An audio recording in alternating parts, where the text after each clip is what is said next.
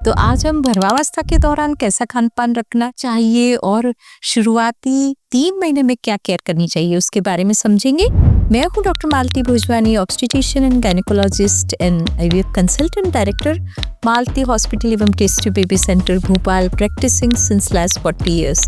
सो खान पान एक बहुत ही जरूरी है क्योंकि गर्भस्थ शिशु को खान पान के द्वारा ही उसका पोषण होता है, उसकी ग्रोथ होती है, उसके सारे ऑर्गन्स बनते हैं। सो हर गर्भवती महिलाओं को शुरुआती दौर से या शुरुआती महीनों से, शुरू के जो 3 महीने होते हैं, वो गर्भस्थ शिशु का शरीर बनता है, उसके अंग बनते हैं, उसका ब्रेन बनता है। इसलिए आप खान पान में क्या सावधानी ले सकते हैं, ये बहुत जरूरी है। तो सबसे जरूरी तो ये है कि शुरू के 3 महीने में आपको बहुत सारी मतली हो सकती है, नौशिया, वॉमिटिंग, या हो सकता है कई महिलाओं को स्मेल आती है, उनको कुछ भी अच्छा नहीं लगता है, भूख नहीं लगती है। तो हमें ये सारी चीजें हमारे दिमाग में रखनी है कि हाँ, हमें ऐसा हो रहा है, ये हार्मोन्स के कारण हो रहा है और ये अच्छी निशानी है क्योंकि आपके शरीर में हार्मोन बढ़ रहे हैं, आपके गर्भस्थ शिशु का विकास हो रहा है। इसलिए इसको नेगेटिव वे में बिल्कुल भी नहीं लग रहा लेना चाहिए कि आपको ये अच्छा नहीं लग रहा है।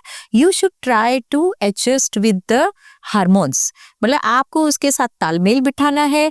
अपने खान पान का जो रूटीन है उसको बदलना है। जैसे आप अपने खान पान में हेल्दी चीज़ों को शामिल करें, उसमें हरी सब्जियां है, उसमें फल है, आप खड़ा अनाज है। अपना खाना तो वही आप रख सकते हो, घर में बना हुआ दाल चावल रोटी सब्जी, लेकिन उसको इंटरेस्टिंग कैसे बनाएं, इसके बारे में आपको सतत विचार करते रहना चाहिए कि कैसे खाना है, कैसा टेस्ट मुझे अच्छा लग रहा है।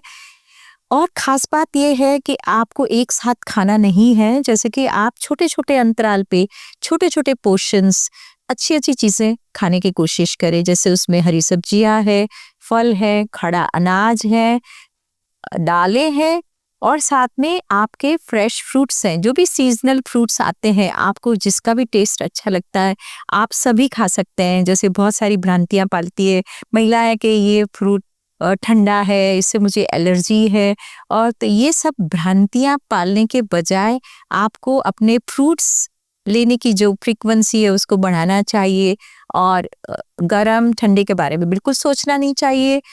शुरुआती दौर में महिलाएं सोचती है पपीता नहीं खाना चाहिए, पाइनएप्पल नहीं खाना चाहिए। यदि आपको इसके बारे में बहुत ज़्यादा संशय है तो आपको भले ही आप उसको अवॉइड करें, इसके अलावा सारे फलों को आप कंज्यूम कर सकते हो।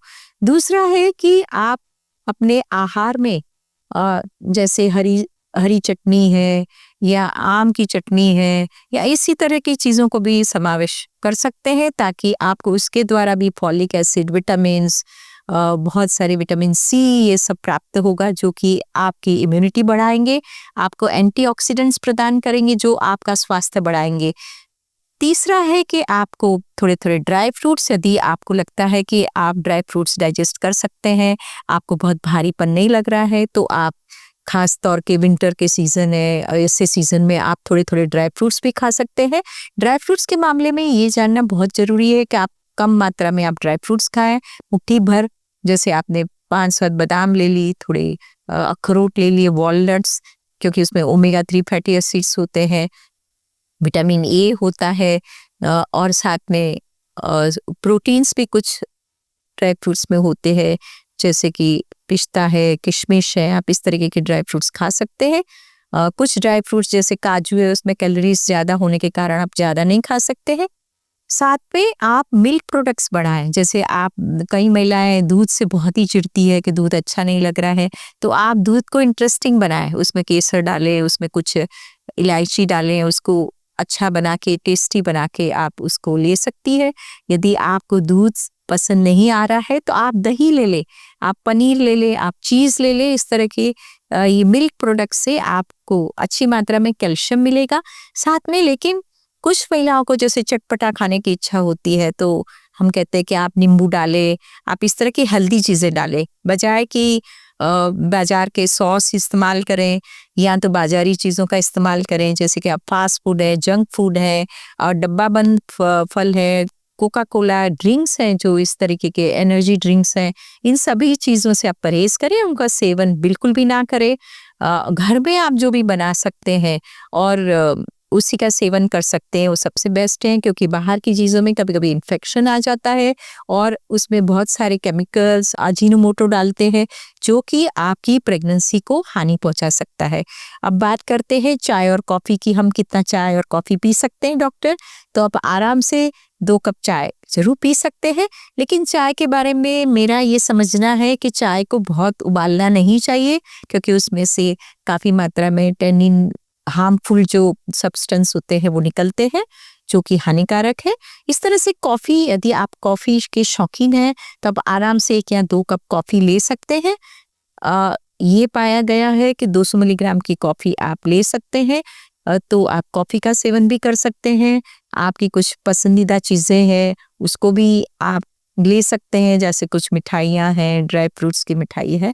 लेकिन मोटे-मोटे तौर पे मैं ये कहना चाहूँगी कि आपको मैदे वाली चीज़ों से परहेज़ करना चाहिए, बहुत ही मिर्च मसालेदार चीज़ों से परहेज़ करना चाहिए और साथ में तली भुनी बाहर की चीज़ें हैं और अधिक मात्रा में चीनी का सेवन नहीं करना चाहिए, क्योंकि आपकी कैलोरीज़ का कंज़म्पशन ज़्यादा होने से वो आपका वेट भी खूब ज़्यादा बढ़ सकता है।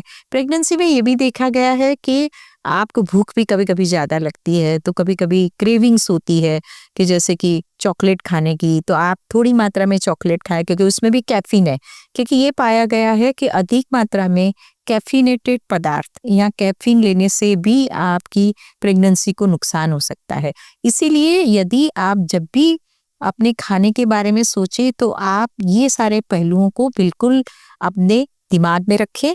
साथ में अपने हाइड्रेशन का ख्याल रखें। आप खूब सारा पानी पिए। महिलाएं अक्सर डरती है, हम पानी पिएंगे, हमको बार-बार बाथरूम जाना पड़ेगा। आप इस चीज़ को लेके बिल्कुल परेशान ना हो।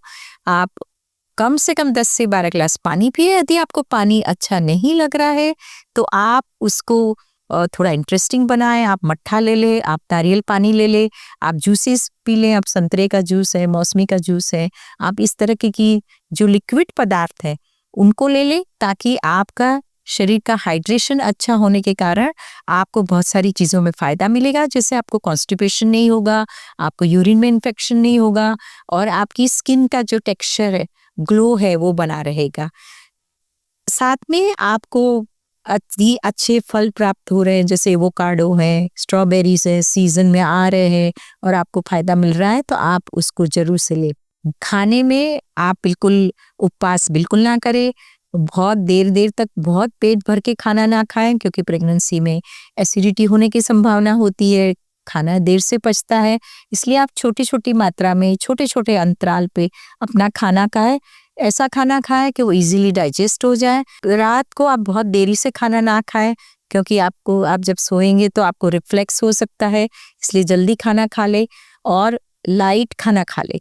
सो इस तरह से यदि हम अपनी प्रेगनेंसी के दौरान यदि हम खाने के बारे में थोड़े इनोवेटिव बन जाएंगे, हम थोड़ा सोचेंगे, तो बहुत सारी महिलाओं का ये परेशान होती है कि हम ये नहीं खा पा रहे हैं, हम ऐसा नहीं खा पा रहे, तो उससे आप काफ़ी बचे रहेंगे और आप you can enjoy your pregnancy bye innovations in your recipe. उसके बारे में सोच के आप उसके बारे में उस सब्जेक्ट को इंटरेस्टिंग बना के you can achieve the healthy pregnancy. So आपको ये खाने के बारे में मेरा वीडियो जरूर से अच्छा लगा होगा। आप इसे जरूर से शेयर करें, लाइक करें, मेरा यूट्यूब चैनल सब्सक्राइब करें। Wish you a healthy pregnancy.